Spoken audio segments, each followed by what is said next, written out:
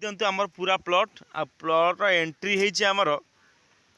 दक्षिण दिगरु जहाँ तू आमर प्लॉट टी रास्ता यपटे आम उत्तर पूर्व पटे करें उत्तर पूर्व पटे तो दक्षिण पटे करने बाध्य हेलु किसी असुविधा नहीं। तो प्रथम दक्षिण दिगरे जो आरंभ आम कलु पशियापी यहाँ हूँ एंट्री आमर होती मेन एंट्री आईटी आम पशिया पशिला कौन करवा ना यहाँ हूँ आमर ग्यारेज विथ सीढ़ी। तो देखु सीढ़ीटी आमर अच्छी जमती आमर रहा कथा प्रथम पाहाच पश्चिम पटे यहाँ जो सीढ़ी स्टेप हम प्रथम मुखा सीढ़ीर पश्चिम पटे मुह होगी उठा दरकार आमर हूँ यहाँ ईस्ट देखुए ये सूर्य महाराज भी आसीगले यहाँ हूँ ईस्ट अच्छी मैंने पूर्व आईटा हूँ पश्चिम देखिले आईटा हूँ उत्तर दिग यहाँ आम हूँ दक्षिण मुखा ठीक अच्छे ये सब दिग देखीदे बर्तमान चारि दिगार हूँ सीढ़ी हूँ गोटे दिग जोटा कि आम पश्चिम दिगरे एंट्रांस एंट्रीटा रखीचु आठू आम स्टार्ट करवा सीढ़ीर शेष जोटी आप उठे फ्लोर को एक महला उपर ग्राउंड फ्लोर उपर लेवल छात रूफ उपर उठे तो सही आमर पूर्व दिग को उठा दरकार लास्ट सीढ़ीर। तो देखो ये अच्छे आम लैंडिंग बाहर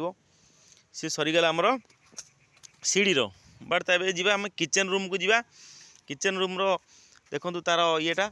यहाँ हूँ पूर्व आ ये हूँ दक्षिण देखो पूर्व दक्षिण अर्थात अग्निकोण यहाँ कहुए आम ये रखीचु रोसई घर आउ रोसई घर साइज भी भल अच्छी गोटे बड़ साइज अच्छी 8x12 ना 13 अच्छी। तो देखो यहाँ हूँ किचेन रूम रखाई वास्तु अनुसार। तो या पर आम जीवारी बेडरूम तो बेडरूम देखु भल सुंदर जोटे बेडरूम जदि ता दिग मापा जाए तो दिगटी हूँ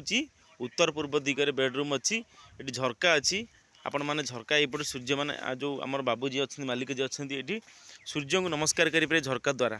किसी असुविधा नहीं चाहिए भी गोटे डोर आम खोली पारे जेहेतु आमर किसी जगह अच्छी ये एपटे डोर भी खोली पारे बेटर हम। तो ये है उत्तर दिग बुझिपारे। तो ये पलि आसी आम जोटा कि आमर हूँ वायुकोण हूँ यहाँ हूँ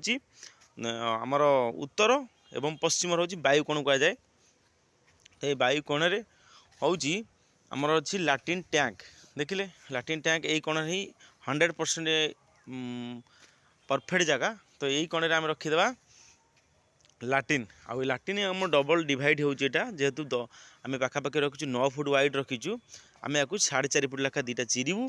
आ गोटे कांथ देकी ये आम करूँ। तो यहाँ हूँ एंट्रांस गोटे लाट्रिन आउ देखो यहाँ गोटे एंट्रांस डाइनिंग सरीगला ये आसला आमर टांकी जो मेन होल अच्छी यहीपटे आम बाहर पटे व्यवहार करूँ देखिले केते सुंदर भाव में टांकी काम सरला। तो बर्तमान पलि आसवा डाइनिंग तो देखो डाइनिंग केते सुंदर भाव में होती